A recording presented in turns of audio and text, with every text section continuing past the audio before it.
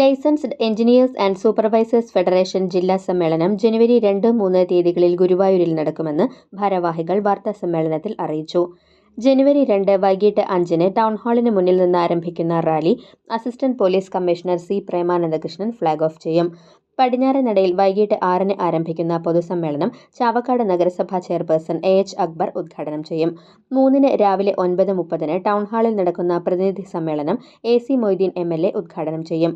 N.K.. Akbar MLA., സംസ്ഥാന president C S. Vinod Kumar എന്നിവർ മുഖ്യപ്രഭാഷണം നടത്തും.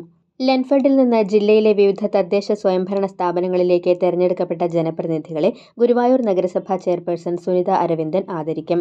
സമ്മേളനത്തോടനുബന്ധിച്ച് ടൗൺഹാളിൽ ഒരുക്കുന്ന ബിൽഡ് എക്സ്പോ ജനുവരി 3 രാവിലെ 8:30-ന് നഗരസഭാ ഡെപ്യൂട്ടി ചെയർപേഴ്സൺ കെ. ജ്യോതിരാജ് ഉദ്ഘാടനം ചെയ്യും.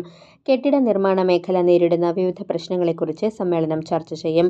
ജില്ലാ president O V. Jayachandran, secretary Nimal Pullur, T C. George, K. Arunraj എന്നിവർ വാർത്താസമ്മേളനത്തിൽ പങ്കെടുത്തു.